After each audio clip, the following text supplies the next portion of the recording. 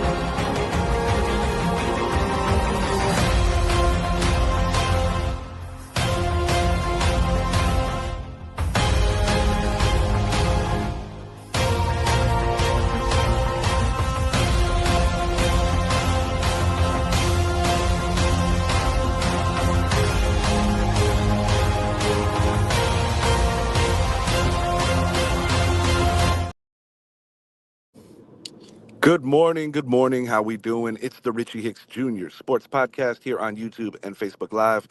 I am your host, Richie. NBA playoffs, that's what the topic is going to be to open up. And a very disappointing performance yet again at Madison Square Garden for my beloved New York Knicks, who for the second year in a row in the Game 5 closeout game squandered an opportunity to move on in a timely fashion to the second round. Story of the game, undeniably, the mishaps by Coach Tom Thibodeau. Definitely many a mistake in this one. And I think everything started to unravel when Jalen Brunson slightly hurt himself and had to be pulled for a little while because without a time stoppage, he and Josh Hart were not able to check back into the game. And during those three possessions, the Knicks just took some real panic shots, not being set. They just looked like they panicked. Mikal Bridges, many an opportunity to score, got a lot of open looks, just did not shoot the ball well, nor did Brunson for that matter, as he and Karl Anthony Towns only combined for 33 points. And when those are your two main offensive weapons, that's just not going to work. Got to credit the Pistons for hanging tough and finding a way to win an MSG. But I will say this. Anyone who thinks that the Knicks were favored by the referees in the previous game, I think the referees more than made up for that in this one. Just a lot of bad calls in this one all around the board. But the Knicks had opportunities, even on the last possession when Detroit was trying to inbound the ball. Jalen Brunson was able to make contact, but he erroneously threw it back to the Pistons as he was trying to just throw the ball off of the nearest Piston to hopefully go out of bounds and get another attempt at the win. But Knicks have to clean up the shot selection. Shot selection was just not quality in this one. And the Pistons, something they did very well in this game, they were great around the rim, just forcing the Knicks to have to alter a lot of shots. And in the time being, also just getting a lot of shot blocks. The Detroit Pistons defense was really superb in this one. And, the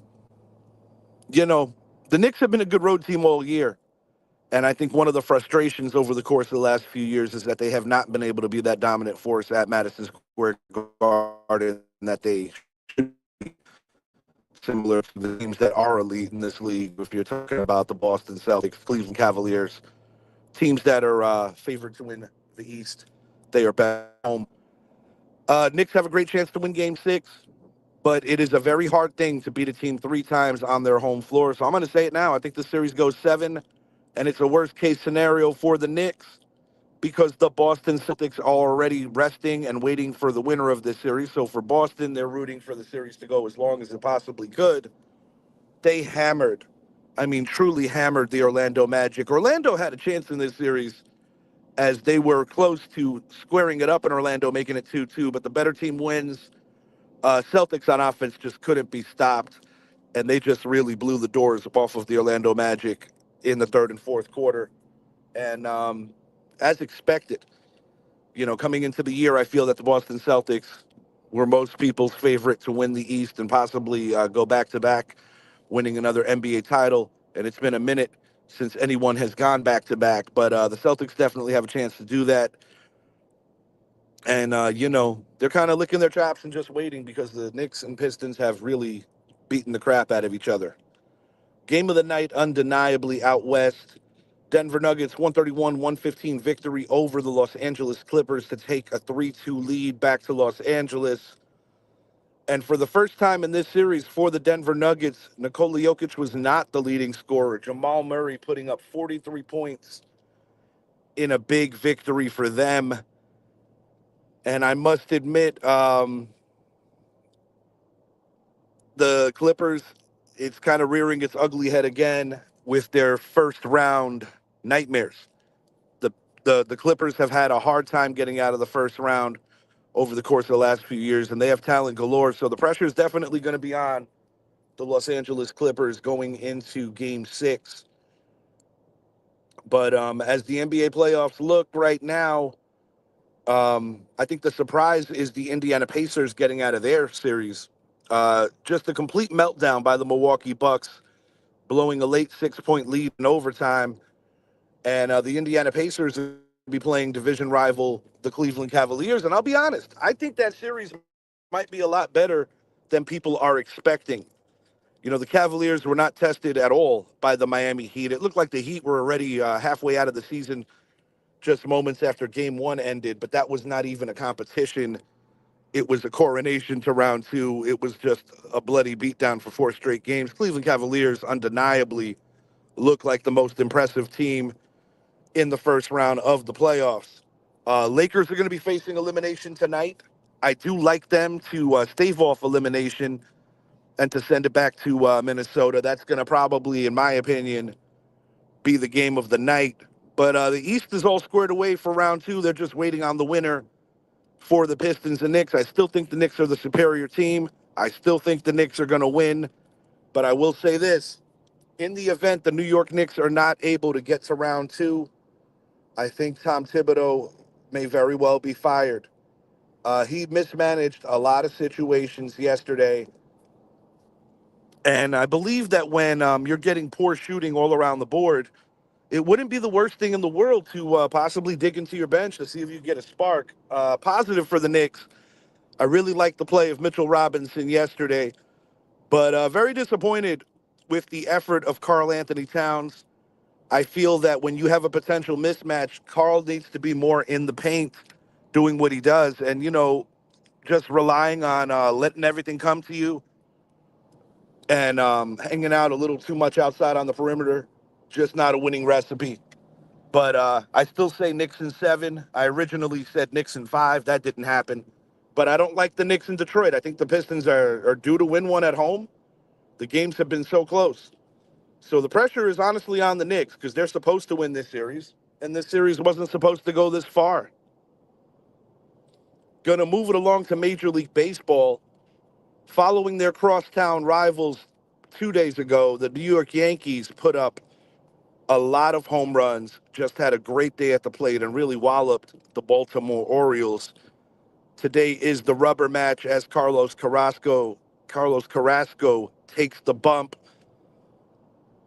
In the early going, from what I've seen from the Yankees, I'm happy that right now Devin Williams is going to be pushed into a middle innings role, 7 or 8, as opposed to the ninth inning. Aaron Boone made that decision recently. It's the right one. You're not going to need any closers when you put up run totals like that.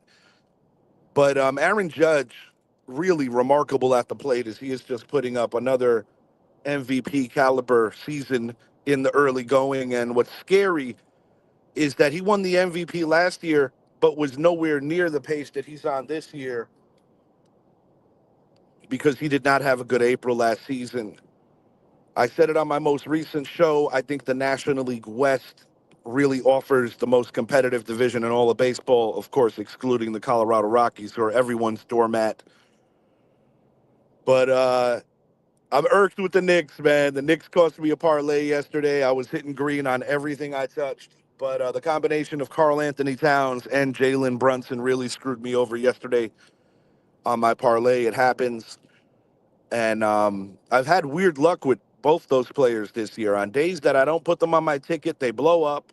And on days that I do, you see what happened. But it's disappointing that the Knicks have a losing record right now in the playoffs. You know, you fight to get high seeding, to get an advantage at home, and you have probably the most raucous crowd in all of the NBA. And speaking of home crowds and home advantage, what the New York Mets are doing this year at home is remarkable. You know, this juncture of the year, only having one defeat at home, they are really making Citi Field a tough place to go to and a tough place to win games. And I'll be honest, if the Mets can continue to dominate at home the way they have this year, their 500 record on the road is more than adequate. I still, if I was a Met fan, want to see Juan Soto continue to grow with this team. I think that he's quietly just lying in the weeds. But, Francisco Lindor, in my opinion, offensively, is the early going MVP for this team.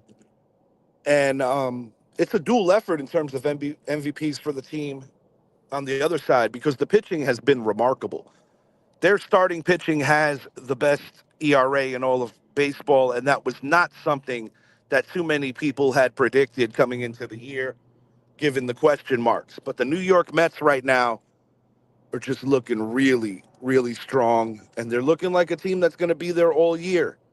You know, the Atlanta Braves, after that horrendous start, are approaching 500.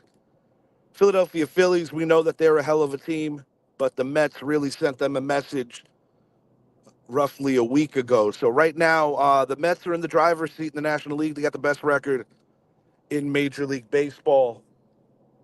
Some false stuff that's been coming around that needs to be corrected. There is no Shador Sanders situation where he is selling jerseys away from the NFL. Players are not allowed to do that. So to anyone who thought that was a thing, that is not a thing. Google could be everyone's best friend. What are your guys' thoughts on this Shador situation? This is an ever-moving story that's not going to go anywhere soon. Of course, Dylan Gabriel out of Oregon, he was also drafted by these same Cleveland Browns. You know, you have a veteran Joe Flacco in the building. Deshaun Watson probably not going to play this year. So it looks like it's going to be interesting. Got some comments flooding in. Jordan Patrick, give some love to Ben Rice, too, though. Oh, no question, man. We're going to go back to baseball for a second. Yeah, Ben Rice has been everything the Yankees could possibly ask for in a DH in Giancarlo Stanton's absence. And I think really giving them a good picture at who's going to be playing first base because, you know, Paul Goldschmidt is on a short-term deal, and he's actually having quite the season, too. So when you look at the decline of Anthony Rizzo the last few years, and now the Yankees are in a really nice position where you have two guys that play the first base position at a high level. And, you know, little known fact, Ben Rice actually is also capable of being a catcher. Of course, with the Yankees, that wouldn't happen when you have J.C. Escara backing up Austin Wells. But no, Ben Rice has been terrific in the early going for the Yankees. And I don't think that this is just a good streak he's on. I think he is that player. I think he showed signs of it last year. I think he took a lot of time at identifying what he did wrong in the batter's box because last year, similar to a lot of other guys, get off to a good start, and then you kind of hit a wall because, you know, the jump from AAA to the majors is a huge one. But, yeah, he definitely did show out, Jordan, and it's cool to see you up here hanging for a bit. My man Mike Zappi coming in here, too. Yeah, dude. Yesterday was definitely 15 was the number as your Rangers as well as the Los Angeles Dodgers just putting in work on offense. And I wanted to ask you boys, do you feel that the new rules in Major League Baseball is a big reason why the offensive numbers are up. We talked about the pitching clock, Zappy, when it first was going to get introduced into Major League Baseball. There's a lot of variables as to why the offensive numbers are so high up, but definitely baseball is becoming a little more geared for the offense. And while it's a clear and concise study that pitching still wins, because you could be the greatest hitter and hit 390, and that means that you're still only succeeding 39% of the time. So forever and ever in the history of baseball, advantage pitcher always. However, the offense is definitely something worth noting right now in Major League Baseball. And I think a big complaint about the casuals is that they wanted quicker baseball games. They wanted more fluid baseball games. And that's something that the ghost runner, the pitch clock, brings. It does expedite the game. I mean, I'm the kind of person that I've always appreciated baseball because it didn't have a clock and there was no time limit. And when you go to the ballpark, you always kind of want with that attitude that anything can and will happen. But in the early going, I'll address both your teams. Jordan, I'll start with you. I really like what the Tampa Bay Rays are managing to do, which is hang around in the American League East in the early going. It's definitely an adjustment period when you have to move into a new stadium that is not yours, because although many would say the Trop was quite the eyesore, it was also a very special place where the Rays had quite an advantage. The dimensions were different. You had the catwalk. The Rays always predicated their offense off of guys that could run the bases and a lot of speed. And, with the surface at the Trop, definitely over the years, the Rays have used that to their advantage. But, regardless of losing superstars when you can not afford them, or when you're dealing with off the field stuff like the Wander Franco thing, one thing that I will give manager Kevin Cash credit for is that he is always able to stay above the water and keep this team very competitive, playing alongside teams with the big bucks like the Boston Red Sox and my beloved New York Yankees. So shout out to the Rays in the early going, and I would like to see them compete all year. It's going to be very interesting on what the future holds for this team. But Tampa Bay Rays, always a team that I respect and never a team that I take lightly. Zappy, as your Texas Rangers go, I said it to our man Richie Dorney, who's very familiar with Jacob deGrom. If Jacob deGrom could stay healthy all season long and put up that Cy Young kind of caliber year, I do believe that your Rangers have a very good chance to win the West and get back to being a World Series club. And, we often laugh about how Bochy always has that thing with winning in the odd years, as the even years were not his thing, going back to his San Francisco Giants run. But one thing about the Texas Rangers, they are a very enjoyable team to watch on offense. Weapons galore. Last year, their Waterloo was obviously the injuries. But I do like what both these teams are doing in the early going. And I'm willing to say that both these teams are going to be hanging around as long as they can stay healthy enough. In the Rays' case, they have always found a way to cultivate young talent and to bridge the gap from AAA to the bigs better than most teams when you consider that they don't always have high-priced guys, or put it to you more bluntly, they can't afford high-priced guys. But the Rays, similar to what Billy Beane did with the Oakland Athletics, have always found a way to put out a team that you could be proud of. Texas Rangers, just as good a chance as anybody in the American League. Zappy, I think you and I were correct that we felt good about the Boston Red Sox prospects of getting back into the American League East and getting better. And a lot of it has to do with the additions in the pitching staff. Will Buehler is off to a nice start after he was a big question mark with all the injury-marred seasons with the Dodgers. Lucas Giolito's on the bump today, so I'm going to be keeping an eye on what he does today. But baseball's exciting right now in the early going, and a lot of cool storylines and a lot of cool stories. And, everyone has said that naturally, the Dodgers are the team to beat without question. and they are the team that could possibly break the record of two of the greatest regular seasons ever: '98 Yankees, 2001 Mariners. But you still got to win the games. And one thing about that National League West is that the Padres and the Giants also look like they are geared for the long haul, and none of these teams are going to be given in lightly. And you also got to account, in my opinion, for what the Arizona Diamondbacks present with that excellent pitching staff, because they possibly, if everything clicks, could have the best pitching staff in all of Major League Baseball.